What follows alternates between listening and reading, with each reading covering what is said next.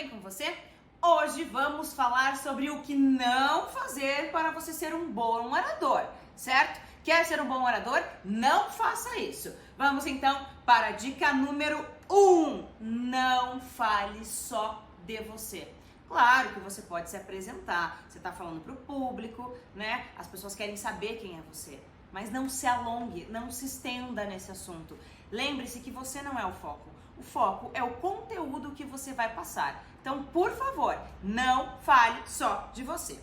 Além disso, não fique pedindo desculpas. Vou te dar um exemplo. Você tinha uma reunião que você ia falar super importante, ou então uma palestra que você ia dar. Você pegou o carro no hotel ou saindo da sua casa, trânsito tá parado e você se atrasou por 15 minutos. Imagina você chegando para falar com o seu público dizendo assim: ai, desculpa por ter me atrasado por 15 minutos. A pessoa já fala: putz, eu não me atrasei. Eu também peguei meu carro, também passei pelo trânsito e não me atrasei por respeito. Então, não peça desculpas. Isso atrapalha a sua apresentação. Que tal começar assim: obrigado. Obrigado por você ter me esperado por esses 15 minutos. Eu prometo que agora vai valer muito a pena. Você vê que é muito melhor? Você percebe essa diferença?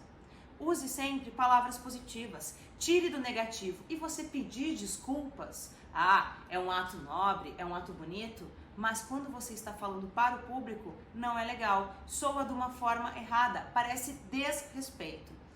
Dica número 3. Não fale difícil. Às vezes, as pessoas querem, incrementar suas apresentações, usar termos técnicos, cada um da sua área. Não leva nada a lugar nenhum. O conhecimento não está em palavras difíceis. Você precisa entender que as suas frases, que a sua apresentação precisa servir para o maior número de pessoas possível. Então, assim, pode ser que você esteja tendo uma conversa com alguém e essa mesma conversa tem que servir para uma criança, para um adulto, para sua avó. Use sempre palavras em que as pessoas possam entender exatamente o que você quer dizer. Porque às vezes você fala tão difícil que você não atinge nada, que ninguém entende nada do que você falou. Você já foi em alguma palestra ou assistiu na televisão algo e daí você fala: meu Deus do céu, não entendi nada do que essa pessoa falou? Isso não é legal. Isso é um ponto negativo para você. Dica número 4, eu acho, né? Acho que é. Dica número 4. Vício de linguagem. Isso atrapalha demais. Sabe aquela coisa assim: gente, tudo bem com vocês? Então, gente, hoje eu vou falar sobre oratória. Mas, gente, eu tenho uma história pra contar pra vocês. Ou então aquela pessoa que fica, tipo assim: eu tinha 2 cachorros, mas daí, tipo assim, um cachorro ficou doente.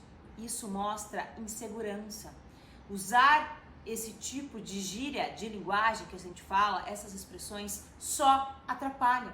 Então, por favor, evite de toda maneira usar vícios de linguagem. Além disso, imagine se eu estivesse conversando com você, dica número 5. Se eu estivesse conversando com você e olhando pro lado, olhando pro além, aí você ia pensar aí do outro lado: nossa, mas ela nem olha pra câmera, ela nem tá falando comigo. Ou seja, sempre olhe para o seu público.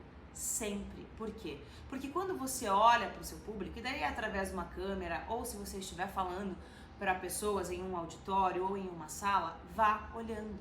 Porque quando você olha, a pessoa olha para você. E quando você faz isso, você prende a atenção dela.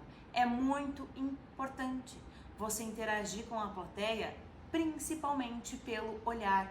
O olhar fala muita coisa e você consegue saber se a pessoa está prestando atenção em você. Você consegue ver se ela está interessada. Você já conversou com alguém e a pessoa fica assim? Ela está concordando com o que você está falando. Ou você está falando, a pessoa está assim, ó. Que o nosso corpo fala, né? Então, cuide sempre com o seu olhar. Por favor, não deixe jamais de olhar para o público.